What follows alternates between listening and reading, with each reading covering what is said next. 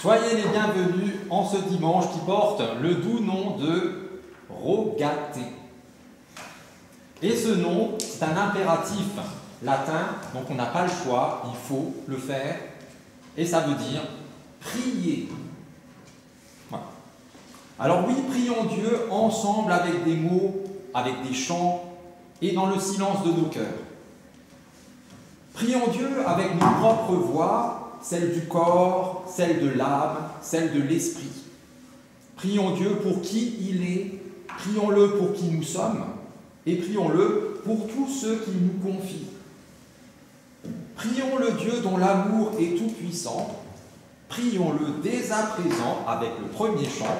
Je chanterai le nom du Seigneur, il y a 4 strophes.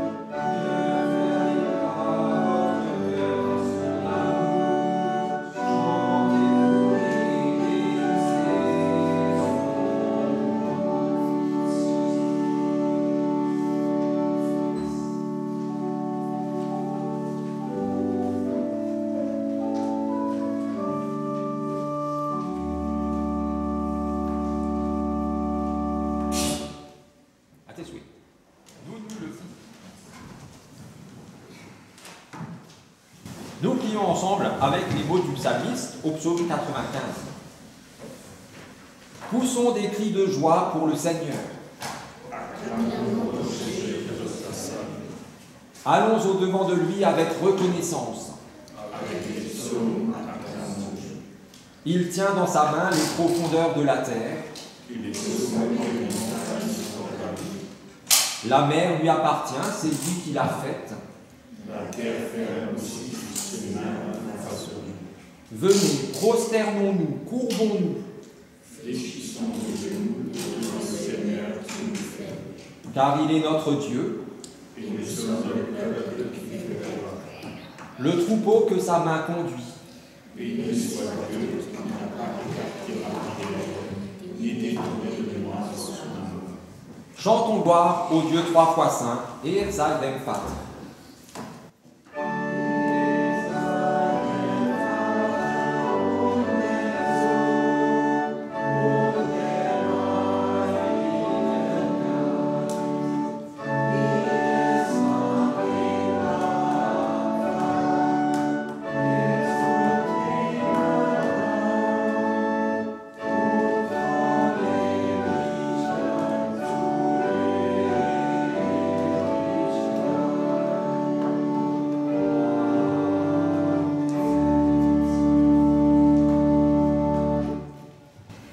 parce que nous sommes sûrs de l'amour de Dieu pour nous, nous pouvons reconnaître devant lui ce qui nous sépare de lui. Seigneur, apprends-moi ta loi, la loi du cœur, celle qui respecte l'autre, la loi d'amour qui éveille et rend vivant, qui voit la souffrance et entend l'appel, qui saisit la main qui se tend et qui la serre tendrement. Seigneur, pardonne mes manquements à ta loi. Pardonne quand je l'utilise pour mettre l'autre à genoux, pour l'humilier, pour l'arracher à ses parents, à sa famille, à sa vie. Seigneur, pardonne ma perversion de ta loi. Pardonne quand je m'en sers pour asservir l'autre, pour le tyranniser, pour le crucifier. Seigneur, pardonne mon manque d'amour et mon manque de foi. Pardonne quand je vis comme si j'étais le centre du monde. Pardonne quand je m'incline sous une autre volonté que la tienne. Seigneur, j'ai besoin de ton secours. Viens et prends pitié. Herr, erbarme dich.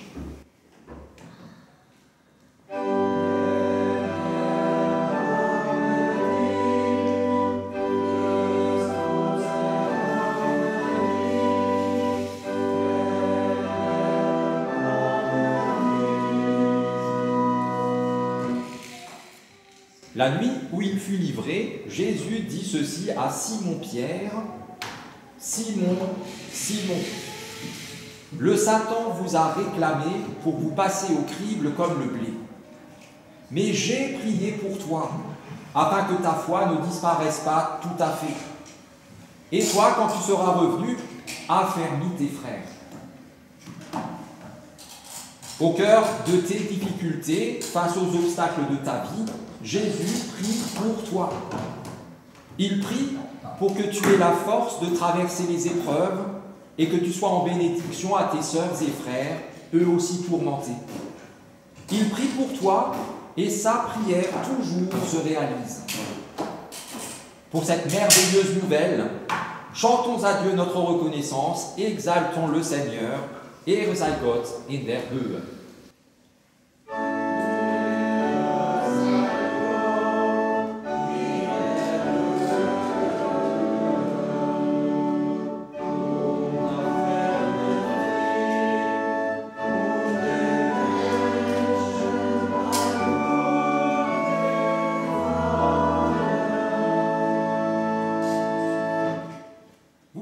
Reprendre place. Et avant d'entendre la première lecture pour ce matin, nous prions pour que ces paroles deviennent pour nous paroles de vie. Seigneur, donne-nous la sagesse du cœur, merveilleux discernement, pour que nous soyons capables d'entendre ce que ta parole nous dit, pour que nous sachions discerner le vrai du faux, distinguer le loup déguisé en agneau et fuir le mal dissimulé sous de belles apparences. Pour nous attacher à ton cœur, toi, l'humble et bon berger, qui te donne tout entier par amour pour nous. Seigneur, par ton esprit, viens ouvrir nos vies à ta parole. Nous t'en prions par Jésus-Christ, ton Fils, notre Seigneur, qui vit et qui règne avec toi, Père, et le Saint-Esprit, un seul Dieu, pour les siècles des siècles.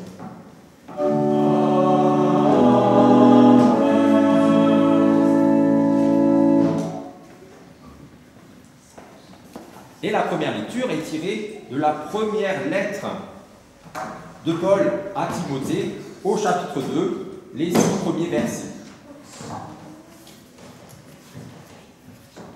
En tout premier lieu, je recommande que l'on adresse à Dieu des demandes, des prières, des supplications et des remerciements pour tous les êtres humains.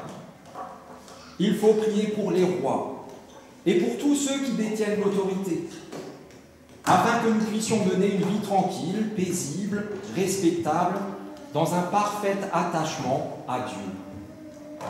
Voilà ce qui est bon et agréable à Dieu, notre Sauveur, qui veut que tous les humains soient sauvés et parviennent à connaître la vérité.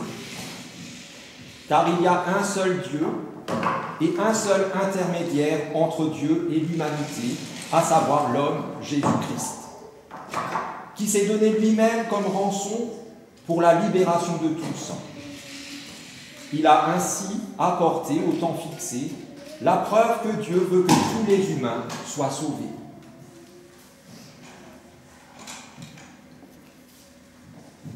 Nous prenons le prochain chant. Il y a 4 strophes. Vous ne le connaissez peut-être pas encore maintenant. Peut-être la mélodie, vous l'avez déjà entendue, parce que tu l'as déjà jouée une autre fois en interlude, ou alors sur YouTube. À la fin de la 4e strophe, ce sera bon, on connaîtra par cœur. C'est pas compliqué du tout. Hein. Même Jean-Jacques est convaincu que c'est pas compliqué. Voilà.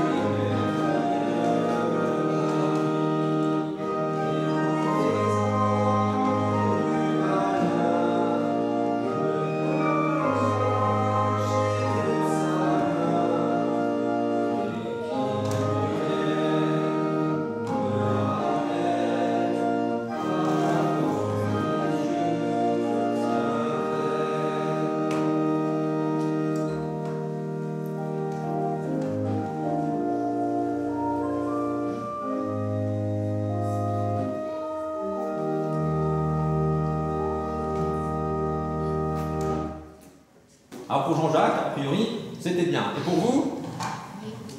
C'est bien aussi? On reprendra une autre fois. Pas trop dur. Oui, à l'apéro après. À l'apéro.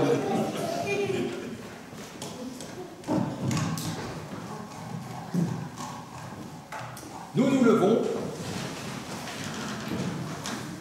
pour entendre tout d'abord le mot d'ordre, le verset auquel nous sommes confiés aujourd'hui.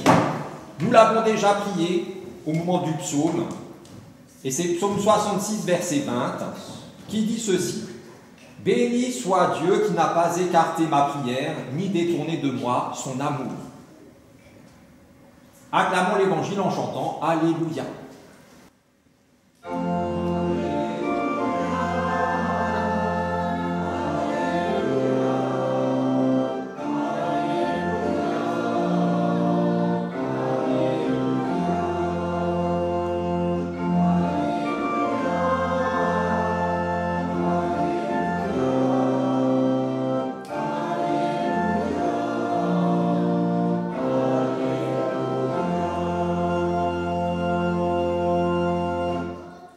Alors vous connaissez l'histoire du peuple hébreu qui était esclave en Égypte et qui, sous la houlette de Moïse, a été libéré d'Égypte. Et donc, une fois qu'ils étaient sortis d'Égypte, ils ont traversé la mer Rouge, Moïse à leur tête, à pied sec. La nuée et la colonne de feu les guidaient et les protégeaient. La manne et l'écaille tombaient littéralement du ciel pour les nourrir. L'eau purifiée jaillissait du rocher et apaisait leur soif. Et alors que Moïse est monté sur le mont Sinaï pour y recevoir de Dieu les lois de la vie, le peuple d'Israël, les Hébreux, s'impatientent et commencent à douter. Tant et si bien qu'Aaron, dépassé par ce qui arrivait, pour satisfaire le peuple, leur accorde la création d'une idole, le veau d'or. Voilà. Et alors, on entend ceci. Tôt le lendemain matin, le peuple offrit sur l'autel des sacrifices complets, des sacrifices de communion, donc l'autel de ce veau d'or. Les gens s'assirent pour manger et boire, puis se levèrent pour se divertir. Alors le Seigneur dit à Moïse: « Redescends tout de suite, car ton peuple que tu as fait sortir d'Égypte, ce peuple a commis un grave péché. Ils se sont bien vite détournés du chemin que je leur avais indiqué. Ils se sont fabriqués un veau en métal fondu. Ils se sont inclinés devant lui et lui ont offert des sacrifices. Ils ont même déclaré: Voici notre Dieu qui nous a fait sortir d'Égypte. Eh bien, j'ai vu ce que vaut ce peuple. Ce sont tous des rebelles. Alors laisse-moi intervenir. Dans ma colère, je vais les exterminer, puis je ferai naître de toi, Moïse, une grande nation. » Mais Moïse supplia le Seigneur son Dieu de s'apaiser en disant: « Seigneur, pourquoi déchaîner ta colère contre ton peuple, après avoir déployé ta force, ta puissance irrésistible pour le faire sortir d'Égypte? Si tu agis ainsi, les Égyptiens vont dire: c'est par méchanceté que le Seigneur a fait sortir les Israélites de notre pays. C'était pour les massacrer dans la région des montagnes et pour les faire disparaître de la terre. Ô Seigneur, apaise ta colère, renonce à faire du mal à ton peuple. Souviens-toi de tes serviteurs Abraham, Isaac et Jacob, auxquels tu as fait ce serment solennel. Je rendrai vos descendants aussi nombreux que les étoiles. Je leur donnerai le pays que j'ai promis et ils le posséderont pour toujours. » Alors le Seigneur renonça à faire à son peuple le mal dont il l'avait menacé. Seigneur, ta parole est la vérité. Enseigne-nous à marcher selon ta vérité. L'aube dire au Christ.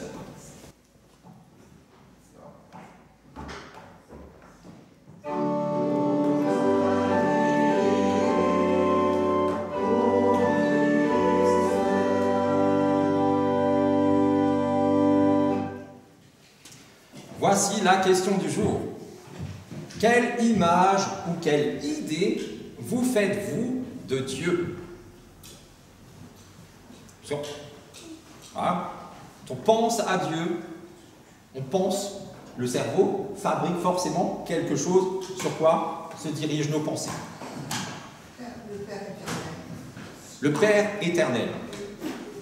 Alors vous voyez les mots, ces mots-là écrits dans votre cerveau, ou vous voyez une image? Non. Une silhouette plus ou moins humaine, quand même. Pas comme les Hébreux, quelque chose avec des cornes et qui fait meuh. Non, même si c'était en or. Non, heureusement. Parfois, moi, je dis, tiens, ça ressemble à un truc rectangulaire d'à peu près 2 mètres de diagonale, comme ça, très plat, full HD, avec les abonnements Netflix, Beansport, ou comme ça. Si, pour certains, c'est leur Dieu, c'est ça. Sur 24 heures, quand ils ne dorment pas, c'est allumé, même parfois quand ils dorment. Bon.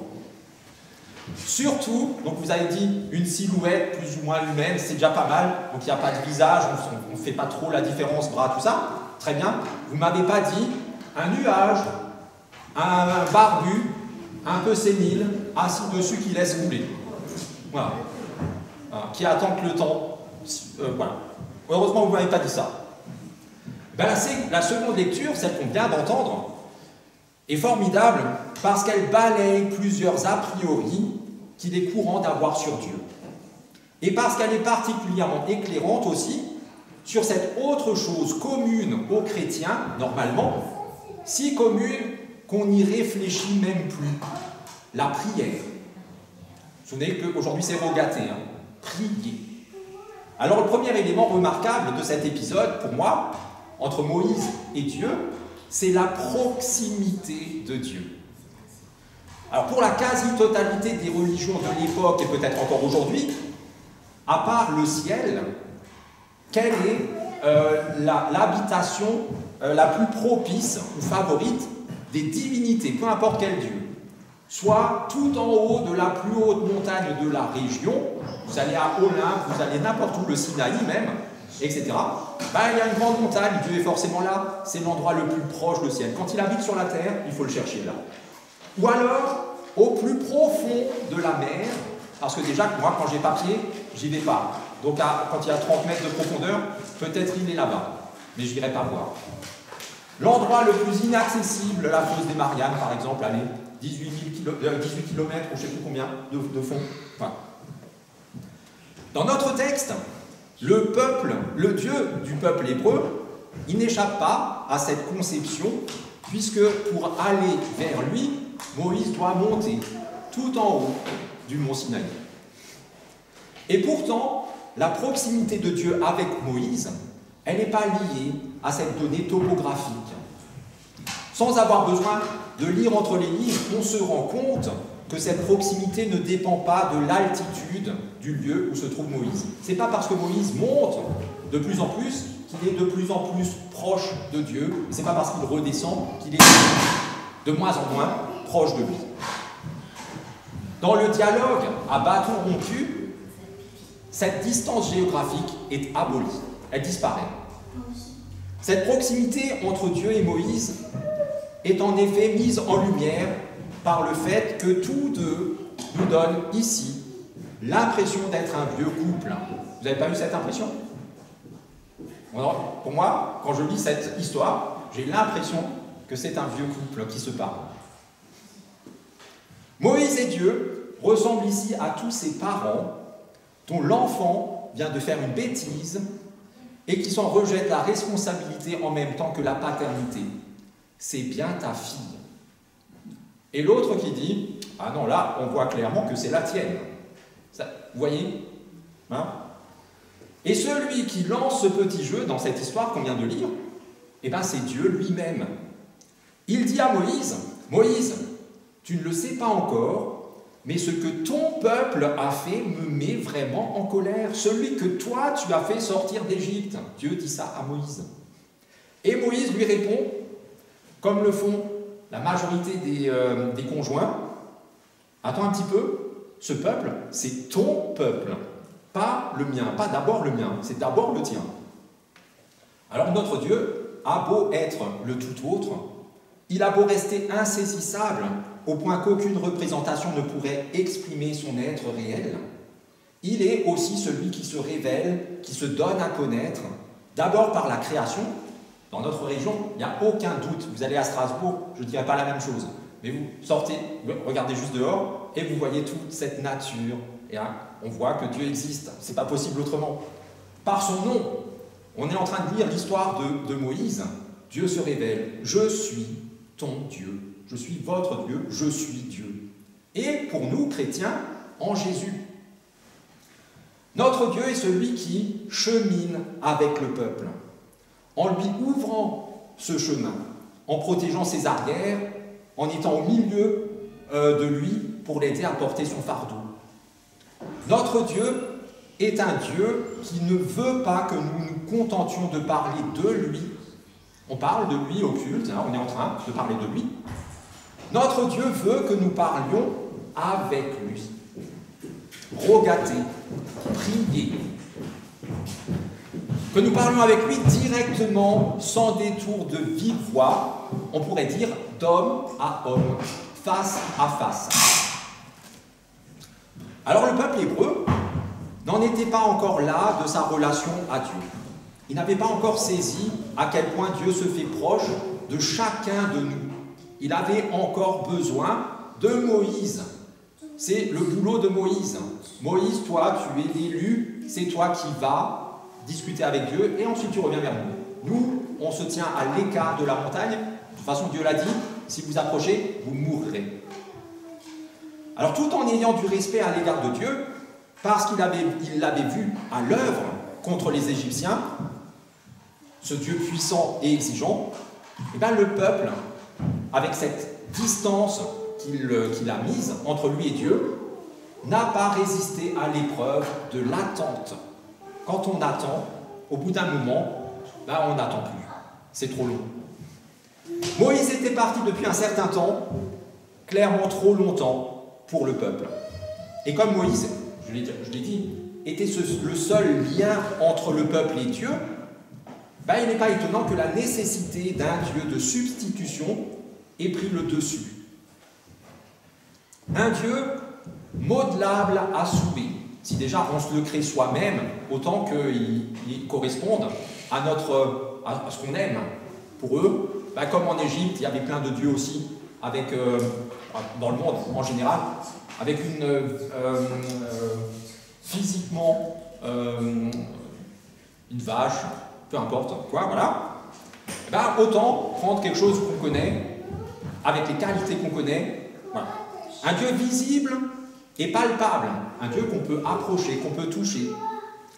Un Dieu disponible au moment souhaité et vite rangé dans sa boîte après utilisation. Un Dieu rassurant parce que présent comme bon nous semble. Et pourtant, un Dieu comme ça n'est qu'une illusion désespérante qui ne mène nulle part.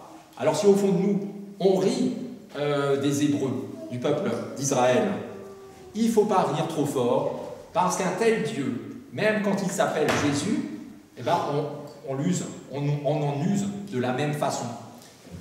Un exemple très simple, rogater, prier. Quand est-ce qu'on prie? Le plus souvent. Trop souvent, on prie, là pour nous la prière, c'est le dernier recours. Il n'y a plus autre chose à faire, alors on prie. Alors que ça devrait être notre premier réflexe, avant de faire quoi que ce soit d'autre, prions. Rogater, c'est ça. Priez en tout temps, commencez par ça. Commencez votre journée, finissez-la avec ça. N'importe quel projet, n'importe quelle activité, n'importe quel souhait, commencez par prier. Et nous, on fait plein de choses avant de se dire, tiens, rien n'a marché, je vais prier. Voilà. C'est ce Dieu Jésus qu'on sort de la poche au moment où on en a besoin et qu'on remet dans la poche, comme s'il avait des cornes et qu'il était en or et qu'il faisait meu. Pareil. Moïse, par contre, il avait une toute autre idée de Dieu. Ce qui nous amène, c'était que le premier point, et en plus il y a un excursus qui n'était pas prévu, mais je vais quand même vous le faire. Le deuxième point, c'est que Dieu est un Dieu, notre Dieu est un Dieu compatissant. Le taureau façonné par le peuple hébreu signifiait la puissance de Dieu. Une puissance qui terrasse toutes les difficultés, dont il faut craindre l'humeur. Vous avez déjà vu, même si vous n'aimez pas ça, les corridas, un bon gros taureau, voilà. Quand il chope sa proie, il fait des dégâts. Voilà. Le Dieu de Moïse, lui, c'est un Dieu qui se laisse convaincre. On l'a entendu. Et ce n'est pas le seul épisode dans la Bible où ça arrive. Il se laisse convaincre par un humain dans le dialogue. Essayez, vous, humains, de dialoguer avec un taureau. Ça ne marche pas. Est-ce que ce n'est pas complètement fou que ce Dieu-là, qui a créé l'univers, etc., tout ça, il se laisse convaincre par un humain simplement dans la discussion? Moïse a convaincu Dieu de renoncer à donner une leçon méritée à ce peuple rebelle. Moïse ne cherche pas à défendre ce peuple parce que ce peuple est indéfendable. Il n'est pas en train de vous dire « mais ils ne sont pas aussi méchants que ça parce qu'en fait ils sont pires encore ». Moïse intercède au nom des promesses divines faites à Abraham, Isaac et Jacob, c'est-à-dire au peuple tout entier. Moïse, pour défendre ce peuple, en appelle à la fidélité de Dieu. En gros, il nous dit, Dieu, bien que ce serait juste et mérité, ce que tu comptes faire à ce peuple, ce n'est pas digne de toi. Tu vaux mieux, tes promesses valent mieux, ton amour vaut mieux. Si bien que l'infidélité du peuple devient l'épreuve de la fidélité de Dieu. Et c'est là où on va faire un excursus qui n'était pas prévu. Dans la Bible, on nous dit, à plusieurs reprises, ne tentez pas, ne mettez pas Dieu à l'épreuve. Même Jésus le dit au diable quand il se fait éprouver, tu ne tenteras pas ton Dieu. Tu ne mettras pas ton Dieu à l'épreuve. Que faisons-nous d'autre quand nous n'obéissons pas, quand nous ne faisons pas confiance à Dieu? Un peu comme, hier on était en sortie à Strasbourg, combien de fois j'ai usé de la pédagogie, de la répétition, et pour l'instant ça n'a pas encore porté ses fruits. Ne soyez pas 20 mètres devant nous, restez avec nous, ne vous approchez pas du bord du quai, écoutez, ne me faites pas honte, etc. Tout ça, combien de fois je l'ai dit. Et les jeunes, soit ils ne l'entendent pas parce qu'ils n'ont pas entendu, soit ils vous regardent comme ça, ils font « je vais quand même faire ce que je veux ». Et nous on est pareil que des ados par rapport à Dieu.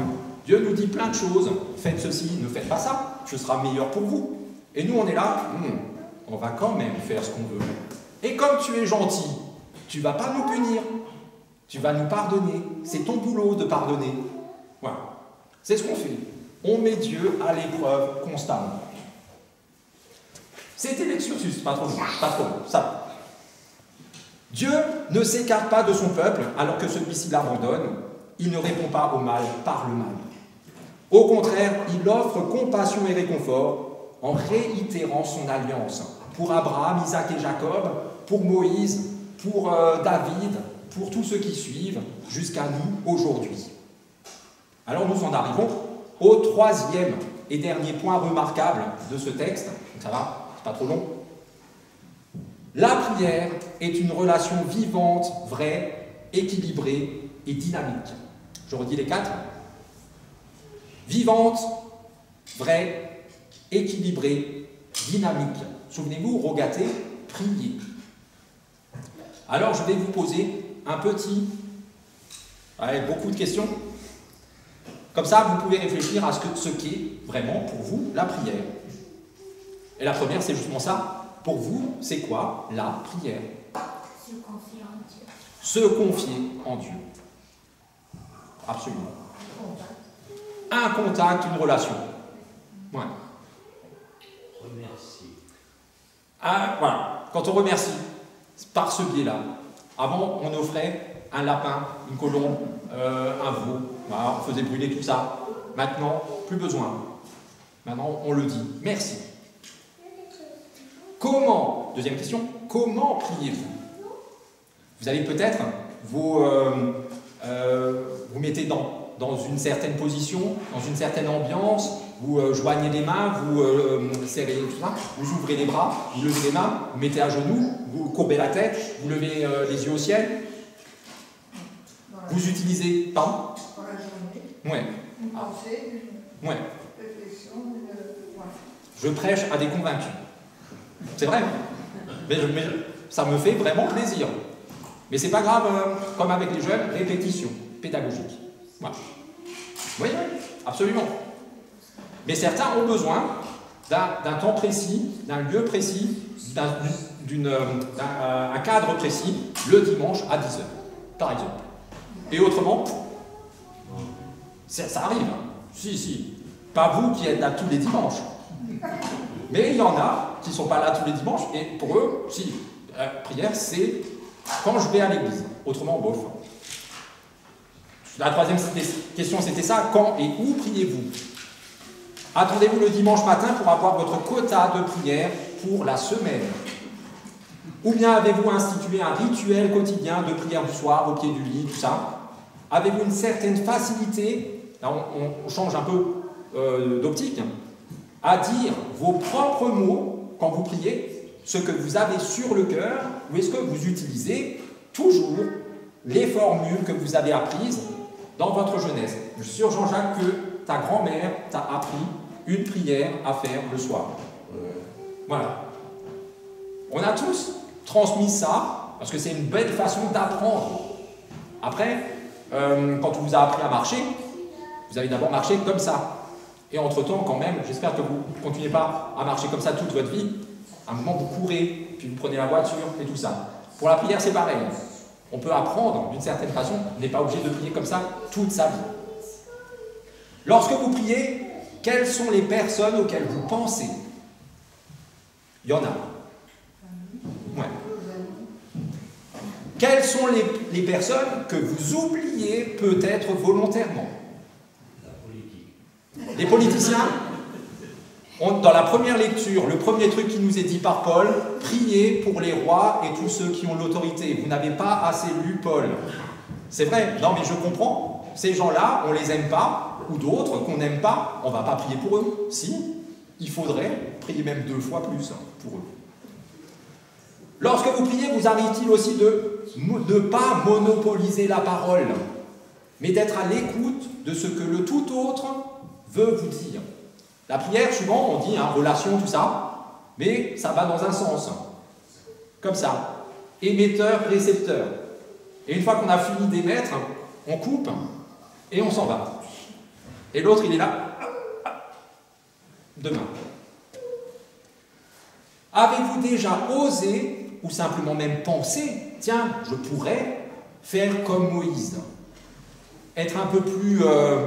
non mais Dieu, franchement, là tu peux pas. C'est pas digne de toi. Négocier avec Dieu.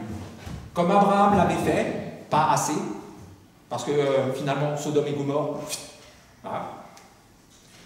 Alors notre façon de prier illustre notre relation à Dieu.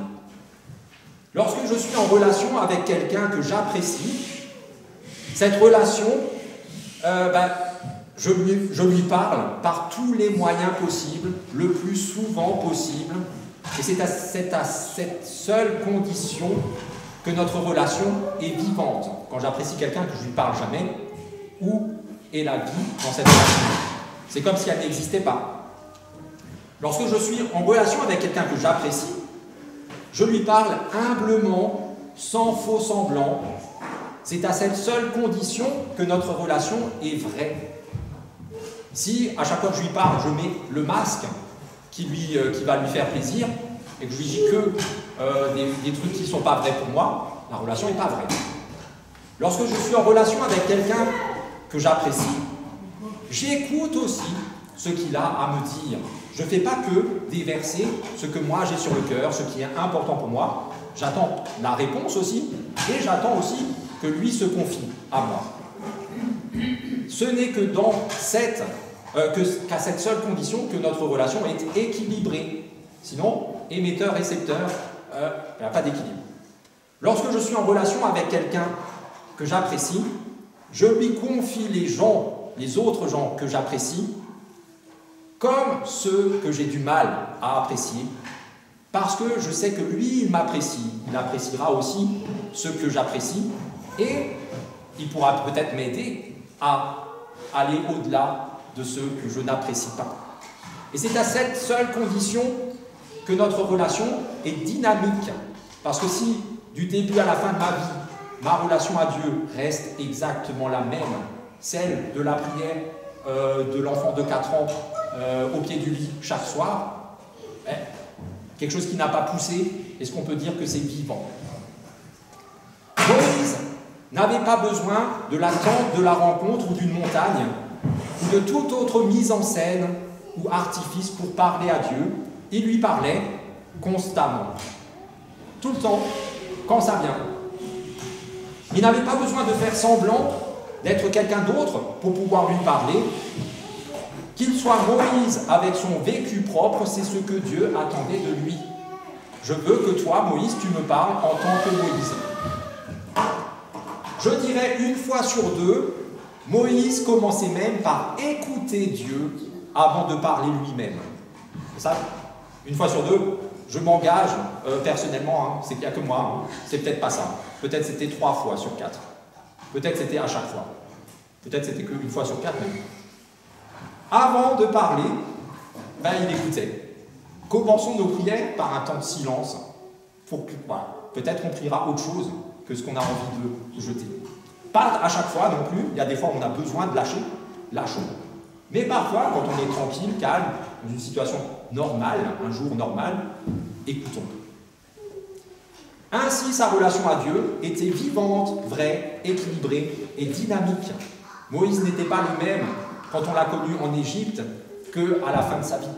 Il a littéralement été transfiguré. Moïse, c'est peut-être le truc à retenir, Moïse était constamment en prière.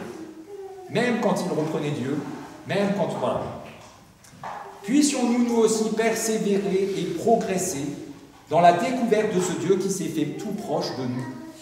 Ce Dieu qui veut que nous soyons vivants, vrais, équilibrés et dynamiques dans notre relation à lui. Ce Dieu qui est compatissant au-delà de toute justice humaine. Puissions-nous prier comme nous respirons, jour après jour, à chaque instant, sans même nous en rendre compte, prier celui qui nous écoute et qui attend à nous dire. Amen.